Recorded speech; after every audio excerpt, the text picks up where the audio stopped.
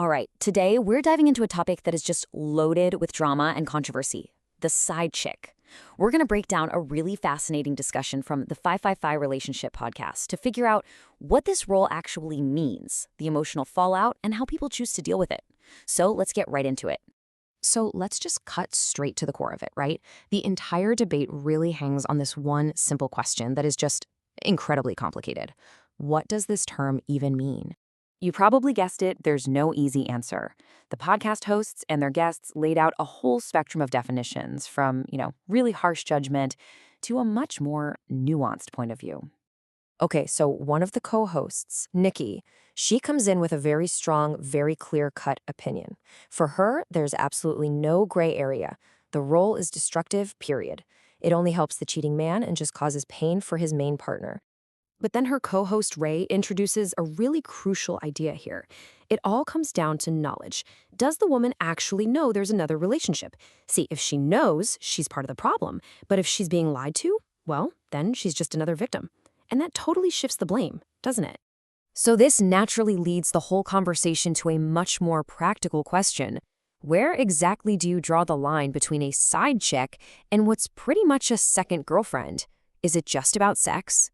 A guest named Diamond tried to give this baseline definition. Super simple, right? It's a woman a guy is having sex with on the side.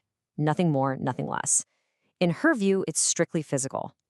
But, as she points out, it almost never stays that simple. And this is where that distinction really starts to get clear. On one side, you've got behaviors that keep things casual, disposable. But the second you cross over into actual dates, paying bills, taking pictures, and going out in public, well, the argument is you're not a side piece anymore. You're a girlfriend. The actions are what reveal the real level of involvement. So building on that whole idea, the speakers started listing some really clear red flags. Signs that something you might be dismissing as just sex has actually become something way, way deeper for everyone involved. Now, these signs kind of work in two ways. For the woman on the side, they might be a clue that she means more than what he's telling her.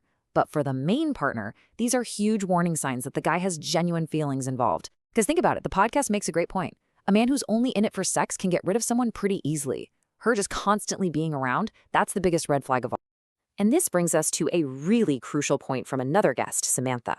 She argues that in all of these situations, it's the main girlfriend who ends up suffering the most. She is the one who has to carry the public embarrassment and the private pain, which really puts her perspective at the center of it all. To ground all this theory in something real, the podcast host, Blaze on Fire, shared her own, deeply personal story. And wow, she's actually experienced this from both sides of the coin. First, she reveals that she was once the other woman, but she had no idea.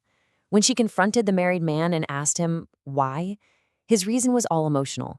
He told her she made him feel welcomed and wanted in a way his wife didn't. Still, the second she found out, she ended it.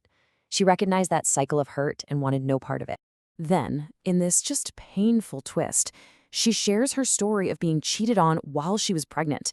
And get this, the other woman actually called her up, talking to her as if she was the girlfriend and Blaze was the side piece. Can you even imagine?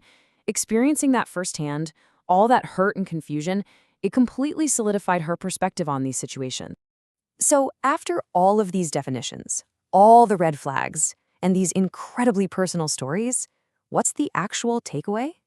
Well, the speakers really offered two very different but equally decisive ways to handle it. Okay, so the first approach comes from a guest named Regina, and it's simple. Get out.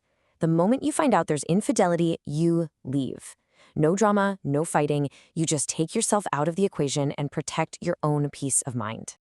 And the second philosophy, this one really shaped by the host Blaze's own experiences, is all about prioritizing your self-worth. It's not just about leaving one bad situation, it's about setting a standard for your future. She basically concludes she'd rather be single and at peace than be anyone's main chick or side chick. And that really leaves us with the final crucial question from the podcast. It forces all of us to look past the labels and really examine the reality of our own relationships. It's a really powerful thought to end on, and it's definitely worth asking yourself, how do you really know where you stand?